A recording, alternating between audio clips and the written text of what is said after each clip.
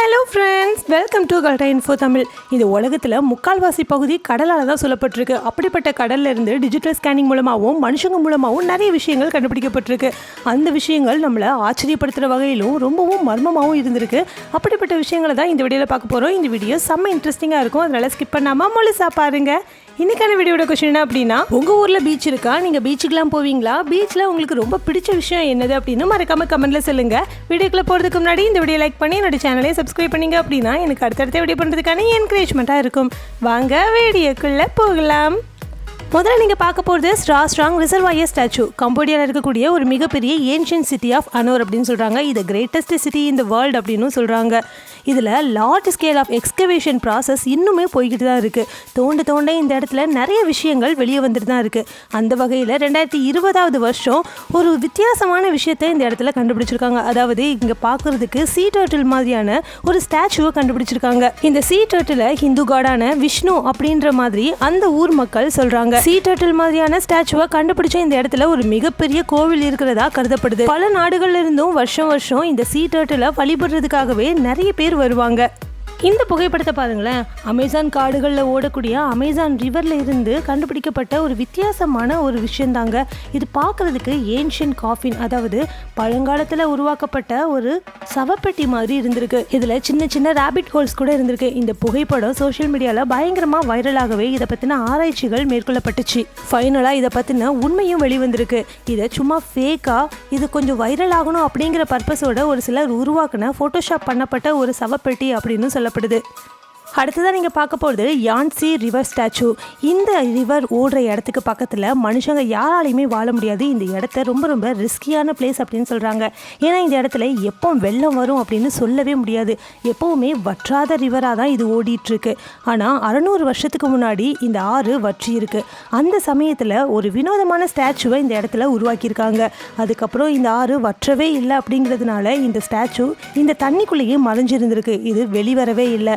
ஆனால் 2022 இந்த ஆறு திரும்பவும் பல வருஷத்துக்கு அப்புறமா வற்றி இருக்கு. அந்த சமயத்தில் பாறைகளில் செதுக்கப்பட்ட ஒரு வினோதமான உருவத்தை பார்த்துருக்காங்க. அது பார்க்குறதுக்கு புத்தாவுடைய ஸ்டாச்சு மாதிரியே இருந்திருக்கு. இந்த புத்தாவுடைய ஸ்டாச்சுவை ஆராய்ச்சி பண்ணும்போது அதனுடைய பழமையை பற்றி தெரிஞ்சுக்கும் போது தான் இது 600 வருஷம் பழமையான ஸ்டாச்சு அப்படின்னும் இதை பாறைகளில் செதுக்கியிருக்காங்க அப்படின்னும் தெரிய வந்திருக்கு. அடுத்ததான் நீங்கள் பார்க்க போகிறது கடலுக்குள்ளே கண்டுபிடிக்கப்பட்ட ரோடுங்க. இந்த ரோடை பாருங்களேன். தூரமாக இருந்து பார்க்குறதுக்கு வறண்ட நிலம் மாதிரி இருக்குது. அதாவது விவசாய நிலம் வறண்டு போச்சுன்னா எப்படி இருக்குமோ அந்த மாதிரி பேட்சஸாக இருந்திருக்கு. கொஞ்சம் பக்கத்தில் போக கிரிட் பேட்டர்ன் தெரிஞ்சிருக்கு. அதுக்கப்புறம் ரொம்பவே க்ளோஸாக போய் பார்க்கும்போது தான் அது எல்லோ பிரிக் மாதிரி தெரிஞ்சிருக்கு. கடலுக்குள்ளே இந்த மாதிரி ரோடு போட்டதுக்கான காரணம் என்ன? ஒருவேளை மித்திக்கல் சிட்டியான அட்லாண்டிஸ்க்கு போகிற வழியாக இருக்குமோ அப்படிங்கிற பல வகையில் இது சிந்திக்க வச்சுது. அதுவும் இந்த ரோடு செங்கல் மாதிரியான அப்பீரன்ஸில் இருந்ததுனால விஞ்ஞானிகளை இன்னும் அதிகமாக குழப்பி விட்டுருக்கு. இந்த கற்களை நல்லா ஆராய்ச்சி பண்ணதுக்கு அப்புறமா தான் ஒரு உண்மை தெரிய வந்திருக்கு. இது ஆக்சுவலாக எக்ஸாம்பிள் ஆஃப் ஏன்ஷியன்ட் வால்கானிக் ஆக்டிவிட்டின்னு சொல்கிறாங்க. அதாவது கடலுக்கடியில் எரிமலை இருந்ததாகவும் எரிமலை குழம்பு வெடித்து செதறும் போது இந்த மாதிரி ரோடு மாதிரியான அமைப்பு உருவாகி இருக்கிறதாகவும் சொல்லியிருக்காங்க. அப்படி வெடிச்சு சதரும் போது எப்படி இந்த மாதிரியான ரோடு மாதிரி அமைப்புல பார்க்கறதுக்கு அப்படியே செங்கல் மாதிரியான உருவத்துல உருவாகி இருக்கு அப்படின்னு கேட்கும்போது தான் இது எதுவுமே செங்கல் கிடையாது, இது ஒரு ராக் அப்படின்னு சொல்லப்படுது. இந்த ராக்குடைய பேர் என்னன்னா ஹயோலாக்லாஸ்டிக் ராக் அப்படின்னு சொல்றாங்க. அதாவது வால்கானிக் ராக்குடைய ஒரு ஃபார்ம் அப்படின்னு சொல்றாங்க. இந்த ராக்ல அதிகமா கண்ணாடி தன்மை இருக்கிறத கண்டுபிடிச்சிருக்காங்க. எப்படி இந்த மாதிரி செங்கல் மாதிரியான அமைப்புக்கு மாறுச்சு அப்படிங்கிற கேள்விக்கு பதிலும் கிடைச்சாச்சு. அண்டர் வாட்டரில் இருக்கக்கூடிய எரிமலை வெடிச்சிருக்கு. வெடிச்ச அந்த எரிமலையிலேருந்து எரிமலை குழம்புகள் வெளியே வரும் இல்லையா, அது யூனிக் ஃப்ராக்மெண்டேஷனாக பாறைகளில் மோதி உருவாகுது. ஆக்சுவலாக இதுக்கு பேர் தெர்மல் ஷாக்குன்னு சொல்கிறாங்க. எரிமலை வெடிச்சு சதரும் போது வெளியே வர லாவா ரொம்ப ஹாட்டாக இருக்கும். அதை டைரெக்டாக உடனே சாலிட் ராக்கோட கான்ட்ராக்ட் பண்ணும்போது அது பீசஸாக மாறுது. அதுக்கப்புறமா டைரெக்டாக இது அந்த ஓஷனில் இருக்கிற ரொம்பவும் கூலான தண்ணியில் திரும்ப ஹிட் பண்ணும்போது அது திரும்பவும் இந்த மாதிரி வித்தியாசமான ராக்ஸாக மாறுது. ரோடு மாதிரியான கடலுக்குள்ளே இருக்கக்கூடிய இந்த அமைப்பு எங்கே இருக்குது அப்படின்னா நுக்கேடா சீமவுண்ட் லேக் பெட் அப்படின்னு சொல்கிறாங்க. அந்த இடத்துல தான் இது அமைஞ்சிருக்கு. ஹீட்டிங் அண்ட் கூலிங் ஸ்ட்ரெஸ் மூலமாக இந்த மாதிரி வித்தியாசமான மல்டிபிள் எரப்ஷன் உருவாகுது. அதனால் கூல்டு லாவா இந்த மாதிரியான அன்கேனி அப்பீரன்ஸில் உருவாகுது. வினோதமான அப்பீரன்ஸுக்கு வருது. அடுத்ததான் நீங்கள் பார்க்க போகிறது இன்டர்நெட் அண்டர் வாட்டர். 2020 வருஷம் மைக்ரோசாஃப்ட் அப்படிங்கிற ஒரு பெரிய நிறுவனம் கடலுக்குள்ளே இருந்து ரொம்பவும் வித்தியாசமான ஸ்ட்ரேஞ்சான சிலிண்ட்ரிக்கல் ஆப்ஜெக்ட் ஒன்று எடுக்கிறாங்க. இந்த சிலிண்ட்ரிக்கல் ஆப்ஜெக்டை ஸ்காட்லாண்ட் ஆக்னி ஐலாண்டுக்குள்ளே இருக்கக்கூடிய கடல்ல இருந்து தான் எடுக்கிறாங்க. இது முழுவதுமாக மெட்டலால் உருவாகியிருக்கு. மைக்ரோசாஃப்ட் எதுக்கு இதில் இவ்வளோ இன்ட்ரெஸ்ட் காட்டுறாங்க அப்படின்னு கேட்டால், இந்த ஆப்ஜெக்டை கடலுக்குள்ளே போட்டதே மைக்ரோசாஃப்ட் நிறுவனம் தானாங்க. ஒரு ஆராய்ச்சி மேற்கொள்றதுக்காக தான் இவ்வளோ பெரிய ஆப்ஜெக்டை கடலுக்குள்ளே வச்சுருக்குறாங்க.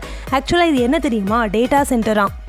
ஆக்சுவலாக நம்ம யூஸ் பண்ணுற இன்டர்நெட் இல்லையா, அதை தான் டேட்டா சென்டர்னு சொல்கிறாங்க. இந்த டேட்டா சென்டரில் நிறைய கம்ப்யூட்டர்ஸ் இருக்கும், அதாவது டன்ஸ் ஆஃப் கம்ப்யூட்டர்ஸ் இருக்கும். இந்த கம்ப்யூட்டர்ஸ் எல்லாத்துலேயுமே சென்டிங் அண்ட் ரிசீவிங் டேட்டாஸ் தான் இருக்கும். யூஸ்வலாக இந்த மாதிரி டேட்டா சென்டரை எங்கேயாவது ஒரு இடத்துல பாதுகாப்பாக தான் வச்சுருப்பாங்க. ஆனால் இவங்க கடலுக்குள்ளே போட்டதுக்கான காரணம் என்ன தெரியுமா? பொதுவாக எலக்ட்ரானிக் டிவைசஸ் ஆனால் இந்த கம்ப்யூட்டர்ஸில் ஏற்படுற பாதிப்பு என்னவாக இருக்கும்? டெம்பரேச்சர்ஸ்னால ஃப்ளக்சுவேஷன்ஸ் ஏற்படும். அதாவது ஹீட்டிங் அதிகமாக ஆச்சு அப்படின்னா ஃப்ளக்சுவேஷன்ஸ் ஏற்பட்டு அதில் இருக்கக்கூடிய டேட்டாஸ் மிஸ் ஆகிறதுக்கு வாய்ப்பு இருக்கு.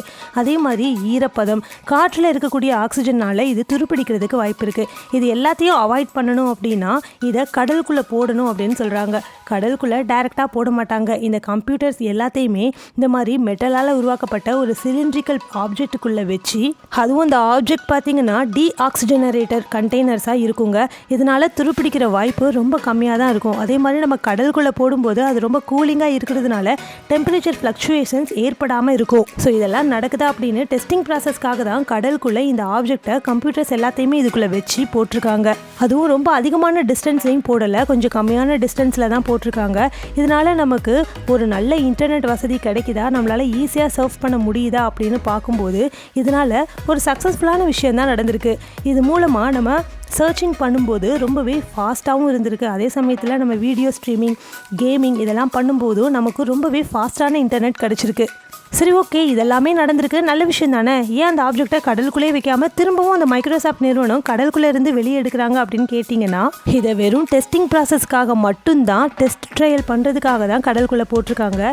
இதை இன்னுமே கம்ப்ளீட் பண்ணாமல் பல விஷயங்களை வச்சுருக்கிறாங்க. அது எல்லாத்தையுமே கம்ப்ளீட் பண்ணி ஃப்யூச்சரில் நமக்கு டேட்டா சென்டர்ஸ் எல்லாமே இந்த மாதிரி கடலுக்குள்ளே தான் இருந்து கிடைக்கிற மாதிரி பண்ணுறாங்களாம். ஸோ அதனால் அண்டர் டெவலப்பிங் ப்ராசஸில் தான் இந்த ஆப்ஜெக்ட்ஸ் எல்லாமே இருக்குது. இன்னுமே இதுக்கு மேலே டெஸ்டிங் போய்கிட்டு தான் இருக்குது. கம்ப்ளீட்டாக முடிஞ்சதுக்கப்புறம் நமக்கு இன்டர்நெட் சர்ஃபிங் எப்போவுமே கடலுக்கு அடியில் இருந்து தான் கிடைக்குமா. இப்போ உங்களுக்கு எல்லாருக்கும் பிடிச்ச செக்ஷன் வந்தாச்சு. அதாங்க உங்கள் கமெண்ட்ஸ்லாம் ரிப்ளை பண்ண போகிறோம். வாங்க நம்ம சப்ஸ்கிரைபர்ஸ் என்ன கமெண்ட்ஸ் பண்ணியிருக்காங்கன்னு பார்க்கலாம். இந்த உலகத்தில் ஏலியன் இருக்கா இல்லையா அப்படின்னு நான் லாஸ்ட் வீடியோவில் ஒரு கொஸ்டின் கேட்டிருந்தேன். பால் ஆண்ட்ரி அதுக்கு என்ன பதில் சொல்லியிருக்காங்கன்னா, ஏலியன் இருந்தாலும் இருக்கலாம், ஏன்னா இந்த யூனிவர்ஸில் நிறைய பிளானட்ஸ் இருக்குன்னு சயின்டிஸ்ட் சொல்கிறாங்க அப்படின்னு சொல்லியிருக்காங்க.